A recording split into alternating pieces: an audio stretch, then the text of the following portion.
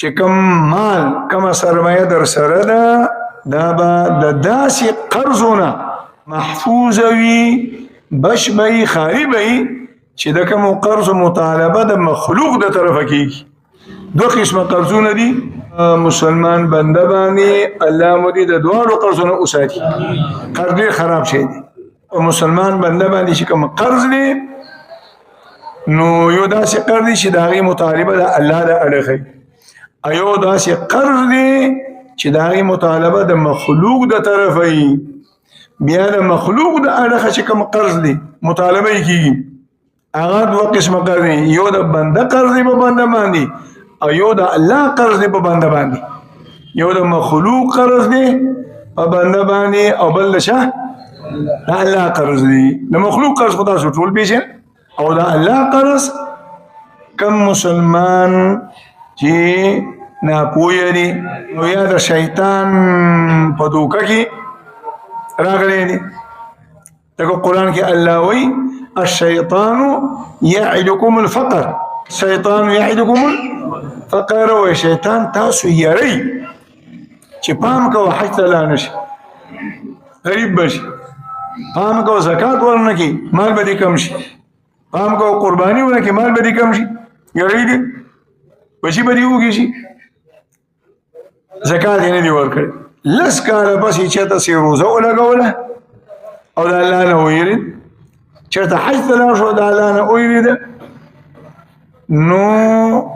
دا تیر لس کاله چې کوم زکات د نه دي ورکړی دا د ده باندې قرض دی او دا قرض به د چا دی؟ د الله دی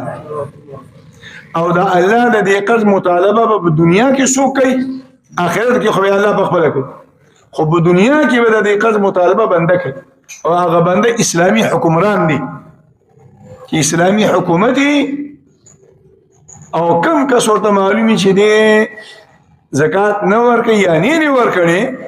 نو دی به د الله د قرض او مطالبه د هغه نه کوي او هغه زکات په دې نه په زور اخلي. نو پنځم شرط دا دی چې په هغه سرمایه کې به زکات در باندې فرض کېږي چې کوم د قرض نه ازادي. اوس مثال د کال په اخر کې تا سره 10 लाख روپۍ دي او به طور مثال د زکات نصاب 1 لک روپۍ دي او تا سره 10 لک روپۍ دي او په تا باندې قرض 15 لک روپۍ دي نو د کال مکمل کېدو په وخت کې به زکات د 100 روپو ورکړي د 500 لک روپو او که چېرته ستا سره 10 लाख روپۍ دي نصاب 1 لک روپۍ دي او په تا باندې قرض 9.5 لک روپۍ دي رې پیسې لاس کې اړې را اړې نو زکات به د 100 روپو ورکړي. قرض د نصاب نه څه شو کم شو بیا زکات نشته. نصاب مقرر دی 1 لک روپۍ او قرض باندې 9.5 لک روپۍ دي نه کمی چې تا سره پاتې شي 500 روپۍ هغه د نصاب برابر نه دي نو په دې 500 روپۍ در باندې زکات یې دي چې 100 روپۍ مقدار کم شوي 99,000 روپۍ پاتې شوي نو د هغې زکات در باندې نشته دي.